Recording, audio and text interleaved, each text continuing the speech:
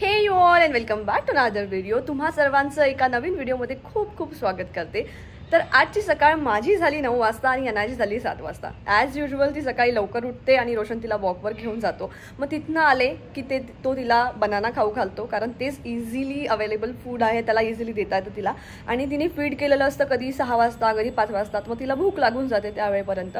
मग 9 वाजता तिला एक रोशन ब्रेकफास्टमध्ये बनाना देतो स्मॅश करून मस्त, आणि ती एन्जॉय करते. मग त्यानंतर मी उठलेली आहे, आता फ्रेश झालेली आहे. अनायाला मस्त मालिश करते, तिची जी औषधी आहे ते देते, रोजचं तिचं जे रेग्युलर मेडिसिन आहे ते तिला द्यायचं आहे. त्यानंतर तिची मालिश करून आंघोळ करून तिला रेडी करून. तर सगळ्यात पहिले सकाळी अनुचं रुटीन सुरू केलं. तिने मस्त ब्रेकफास्ट केलेला आहे. मी झोपली होती तोपर्यंत डॅडीने तिला मस्त मॉर्निंग वॉक करून आणलं. त्यानंतर तिने केळ खाल्लं घरी आल्यावर. आता थोडा वेळ झालेला आहे, मग तिला मी औषध देत आहे तिची सकाळची. आणि आजकाल औषध पण खूपच आवडीने पितो आम्ही. हो ना, हो ना. आवडते तुला औषध पण? टेस्टी आहे का बेटू हे? बरं, आजकाल आपण आयरन पण खूप हसत हसत घेतो, हो ना बेटू? मोठं गुग्गल आहे माझ्या पोगू. हळू हळू हळू हळू हळू. छान छान आहे का नानू?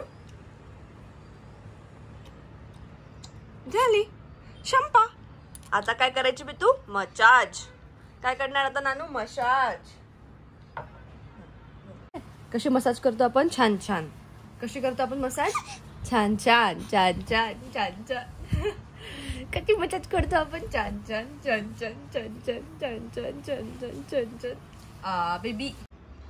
अनायाची आंघोळ झाली, मालिश नंतर तयारी करून दिली. कपडे घालायच्या आधीच मॅडम डायरेक्ट स्लीप. तिला खूप जोराची झोप आली. तिची झोपायची वेळ झालीच होती, कारण ती सकाळी 7ला 6:30ला 6ला अशी उठते आणि तिला 10 10:30ला मग येते झोप. तर आता ती झोपलेली आहे. हा नॅप फार मोठा नसतो, कधी कधी अर्धा तास कधी कधी पाऊण तास असा असतो. तर ती उठेलच थोड्या वेळात. मग आम्ही जाणार आहे बाहेर. अनाया झोपली की आमच्यासाठी बेस्ट टाईम असतो लंच करण्याचा. तर त्यावेळी आम्ही आमचा लंच पहिले आटपतो, कारण ती उठली की आमच्या ताटावर होतो हमला. तर मग आज हा आमचा सगळा लंच आहे. मस्त भाकरी, शिमला मिरचीचं बेसन, छान सलाद वगैरे असं आमचं लंच होतं आजचं. मग अनाया आंघोळ झाल्यानंतर झोपून गेली. तिने मला तयारी करू दिली आणि तिने कपडे पण घालू दिले. तिला एवढी झोप आली होती, कारण ती सकाळी खूप लवकर उठून जाते. मग आता ती झोपली. त्यानंतर आता ती उठेपर्यंत आम्ही वाट बघतो आहे. तोपर्यंत आम्ही थोडंसं काहीतरी खाऊन घेतलं. मावशी आला, त्यांनी स्वयंपाक करून ठेवला. कारण आता मला जायचं आहे स्मूदनिंगसाठी. फायनली माझ्या केसांचं मी काहीतरी करणार आहे. तर तुम्हाला एक नवीन लुक माझं बघायला मिळणार आजच्या व्लॉग नंतर. तर आता आम्ही जातोय स्मूदनिंगसाठी. पण तिच्या जेवणाचं काय, ती उठल्यावर तिला भूक लागणार, तर तिला एकदा मी फीड करून देते जायच्या आधी. आणि एक बनाना परत सोबत घेऊन जाते, कारण मला 1-1.5 तास तरी लागणार आहे. आणि तिच्या जेवायची वेळ अजून व्हायची आहे. जर तिला आता मी जेवायला दिलं तर ती जेवणार नाही. तर मग आता हे बेस्ट ऑप्शन आहे की सध्या तिला थोडंसं फीड करायचं, आणि मग तिकडे वाटलंच वेळ झाला तर तिला बनाना सध्याचा देता येईल. तर सोबत तो घेऊन जाते.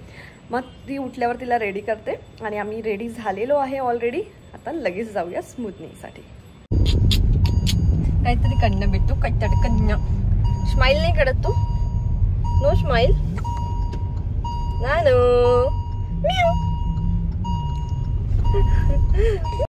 मला खूप कधीची स्मूदनिंग किंवा स्ट्रेटनिंग असं करावं वाटतं, पण स्ट्रेटनिंगपेक्षा कधी आहे स्मूदनिंग बरी, म्हणून मी स्मूदनिंग करायसाठी गेली. बट आजही ते मला करायला मिळालेलं नाही आहे, कारण मी 2-3 सलॉन गेले होते आणि मला सगळ्यांनी ते सजेस्ट केलं की तुमचे केस ऑलरेडी स्ट्रेट आहे. आणि मला रोशन पण तेच म्हणत असतो नेहमी की तुझे केस ऑलरेडी स्ट्रेट आहे, तुला स्मूदनिंगची गरज नाही. पण मला फार आवडतं, म्हणून म्हटलं चला एखाद्या वेळ ट्राय करूया. पण ते आजही झालेलं नाही आहे. आता मी पहिले हेअर वॉश करून घेतला. मला सगळ्यांनी सजेस्ट केलं ॲक्च्युली की तुम्ही स्मूदनिंगपेक्षा केराटिन ट्रीटमेंट घ्या, कारण स्मूदनिंग म्हटलं किंवा स्ट्रेटनिंग म्हटलं की केमिकल्स आलेच. मग चांगले केस असल्यावर तुम्ही कशाला केमिकल त्याला अप्लाय करताय, कशाला खराब करायचे. तर सगळ्यांनी म्हटलं की तुम्ही केराटिन ट्रीटमेंट घ्या. म्हणजे कसं, केराटिन ट्रीटमेंटमध्ये फक्त प्रोटीन असतं आणि ते आपल्या केसांसाठी चांगलं हेल्दी असतं. आणि माझं रिक्वायरमेंट एवढंच होतं की मला केस झाडूसारखे नाही दिसले पाहिजे, छान स्मूथ शायनी असे दिसले पाहिजे. मग आपण जर केराटिन ट्रीटमेंट केलं तर ते तसं रिझल्ट येतं. आणि त्यानंतर आपल्याला जे सजेस्ट केले ते ज्या प्रोडक्ट्स आपण वापरले असेल त्याचेच बरोबर शॅम्पू वगैरे वापरावे लागतात आणि मग ते तसे दिसतात. आणि म्हणून म्हटलं चला ठीक आहे, सगळ्यांचं ते सजेशन आहे. रोशनचं पण तेच म्हणणं होतं केस ऑलरेडी स्ट्रेट आहे, तर चला आता आपण केराटिनच करूया. आणि फायनली माझे हेअर वॉश झाले आणि त्यानंतर मला हेअरकट पण करायची होती. ॲक्च्युली अनाया पोटात होती, म्हणजे माझ्या डिलेव्हरीच्या आधी 1 महिन्याआधी मी हेअरकट केलं होतं. आणि मी जनरली 6 to 7 मंथमध्ये एकदा हेअरकट नक्कीच करते, कारण त्याने केस छान राहतात, केसांची वाढ पण व्यवस्थित होते. म्हणजे कसं ते खालचे जे डबल येणारे केस असतात ना ते येत नाही आणि सुंदर दिसतात, म्हणून माझं ते नेहमीचंच रुटीन आहे. तर मग सर्वात आधी माझं हेअरकट झालं, त्यानंतर त्यांनी माझे केस मस्त सेट करून दिले की बघा असे दिसणार आहे ते. आणि त्यानंतर मागे तुम्ही बघितलंच असेल, अनाया मस्त बनाना खात होती, रोशनने तिला बनाना दिला. आणि फायनली मग त्यांनी माझी केराटिनची ट्रीटमेंट सुरू केली. आणि मग ते थोडंसं वास वगैरे येतो त्याचा, म्हणून त्यांनी ते मास्क वगैरे लावून सगळं ट्रीटमेंट केलं. आणि 1 दिवस ठेवावं लागलं मला. त्यानंतर दुसऱ्या दिवशी जाऊन ते हेअर वॉश करून फायनली माझे केस जे दिसणार होते ते दिसणार होते. तर इथे मग हे सगळं माझं झालं. आणि एकदा हे क्रीम अप्लाय झालं की मला तिथे 30 to 35 मिनिट्स वेट करायचं होतं. म्हटलं एवढा वेळ तिथे बसल्यापेक्षा आपण काहीतरी बाहेर जाऊन खाऊन येऊया, कारण आम्हा दोघांनाही भूक लागली होती. मग जवळच वॅफल आम्हाला दिसले, आमच्या दोघांच्याही आवडीचं.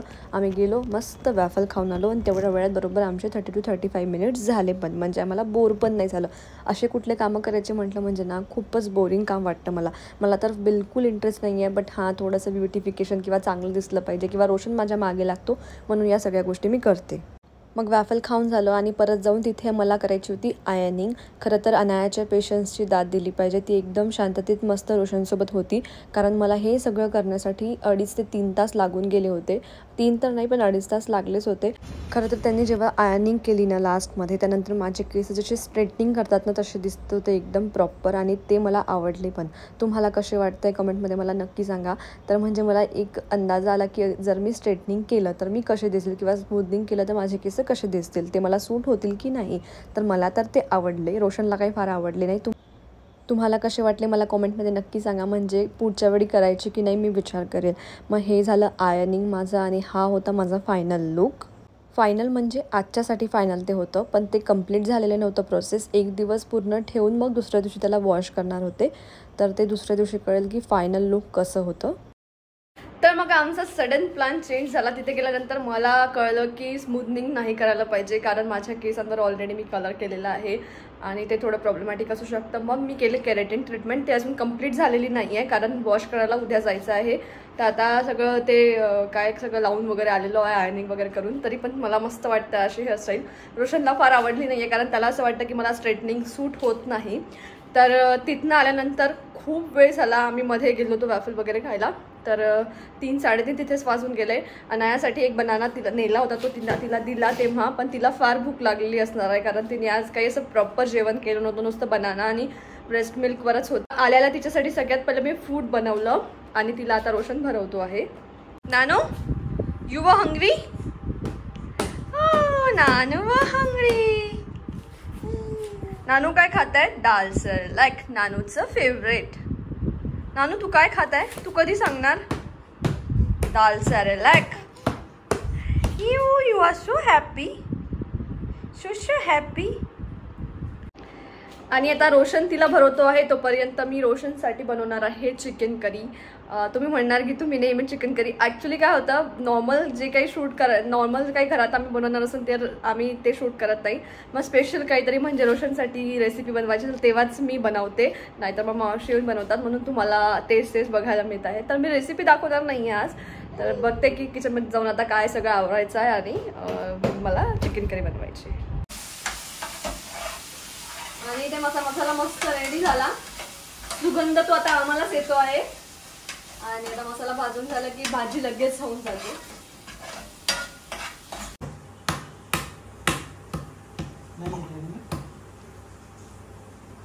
आजकाल हा नानूचा फेवरेट टीव्ही युनिट झालेला आहे. इथे उभं राहायचं, तिथले झाडं, तिथलं जे काय दिसते ते आपल्या जवळ ओढायचा प्रयत्न करायचा.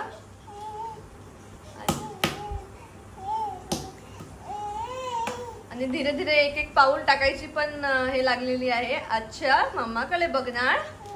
नो बेटू, यू कॉन्सन्ट्रेट. हा, पाय उचलत आहे. तू चालणार आहे बेटू 7 months मध्येच. आता इथे जे कॉर्नर्स दिसत आहे त्याची आम्हाला भीती वाटते, तर ते मी ऑर्डर केलेले आहे ऑलरेडी. तर मी ते लावणार, त्याची रील तुमच्याशी शेअर करणारच आहे. आणि इथे माझं चिकन फ्राय रेडी आहे. आता थोडंसं शिजायचं आहे, मग नंतर पाणी टाकूया याच्यामध्ये. तर आता इथनं पुढे भाजीची जिम्मेदारी रोशन घेणार आहे आणि मी अनायाला फीड करून झोपवणार आहे. दुपारनंतर आम्ही मस्त रेस्ट घेतली. नानू पण झोपली होती, मी पण छान थोडासा रेस्ट घेतला. झोपली नाही पण रेस्ट घेतला, थोडंसं काम पण केलं माझं. आणि मग आता वाजले आहेत 7-7:30 झाले. रोशन जिमवरून आला आणि आमचे होते 1-2 शूट्स. तर म्हटलं चला आता रेडी होऊया आणि शूटसाठी तयारी करूया. मग मी रेडी झाली, नानूला पण मी मस्त रेडी केलेलं आहे. नानू से हाय बेटू, से हाय नानू, से हाय. नानू काय खाते बेटू? काही पण खायचं असतं का? No no no, that's not good. Hey bye bye bye bye. तर मग आता इथे नानू छान रेडी झालेली आहे, मी पण रेडी झालेली आहे आणि आता आमचा आहे मायलोचा शूट. तर तुम्हाला रील्स लवकरच बघायला मिळतील इंस्टाग्रामवर. तर माझं इंस्टाग्राम तुम्ही फॉलो नसेल केलं तर नक्की फॉलो करा, तिथे खूप छान छान प्रोडक्ट्सचे रिव्ह्यू मी देत असते. तर चला मग आता शूट करूया.